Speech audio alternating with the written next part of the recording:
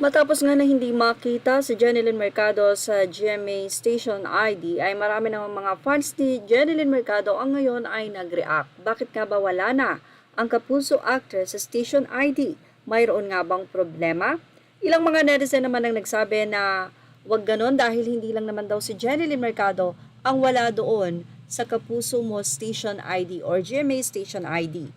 Pero tila may problema talaga matapos magsalita ang isa sa may-ari or doon sa ahensya na kinabibilangan nitong si Jenilyn Mercado. Walang iba kundi itong si Jam Enriquez, kung saan ay nagsalita hinggil nga sa pagkakawala ni Jenilyn Mercado sa Station ID. Naging post ni John Enriquez, narito ang kanyang sinabi. Aniya, kalma lang, besis. We have Jenilyn's best interest in mind and we have big plans for her.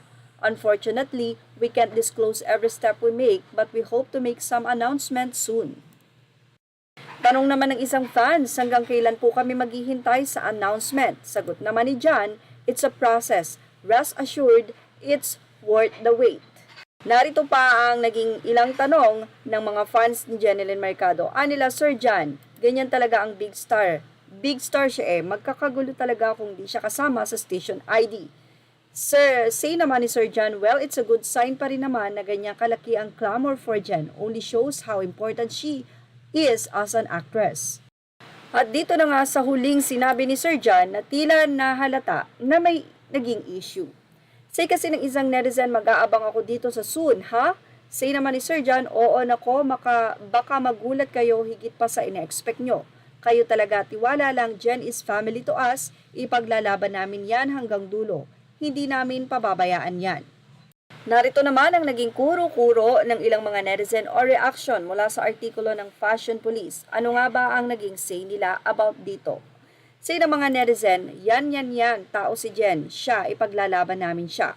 Paimportante si Jen, ganon. Na-shelve at hinintay nga siya ng GMA nung nabuntis.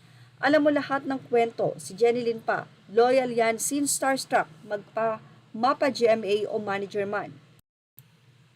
Narito pa ang naging say ng ilang mga netizen. Anila, ano ba? Lilipad ba?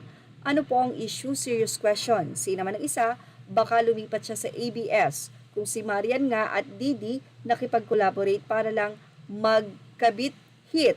Why not Jen? Magka-big hit. So yan nga ang ilan sa mga naging hinala ng mga netizen. Say pa ng ilan, she already collaborated with them ABS-CBN days pa. Jen had a movie with JLC which is really nice and the one with Derek. Kaso hindi talaga siya ma-market value sa cinema. Kahit lumipat okay lang siguro para maiba naman. Huwag lang gumawa kay Angel or gumaya kay Angel at Regine na need mag-proclaim na nasa Best Dream Network na para hindi nakaka-turn off. Don't burn bridges para may balikan. Say naman ng isa, okay lang naman makipag-collab. Maluwag naman ng GMA, wag na sanang lumipat. Kapamilya na yan, please. Husay na actress nito. So, say nga ng ilang mga netizen, baka hindi na na-renew itong si Jen ng GMA dahil nga na shelves. Pero kung matatandaan nyo, after mag-give birth ni Jenilyn, nagpahinga lang siya at natuloy naman ang serya nila ni Zian Lim. Samantala, ang ilan naman ay sinasabi na mukhang lumipat na talaga at may special contract na itong si Jenilyn Mercado sa ABS-CBN. So sabi nga ni John, o ni Sir John, announcement soon. Kaya antayin na lang po natin yan. At yan ang ating Showbiz Snap update. Images are all credit to the rightful owners. Thank you for watching Showbiz Snap.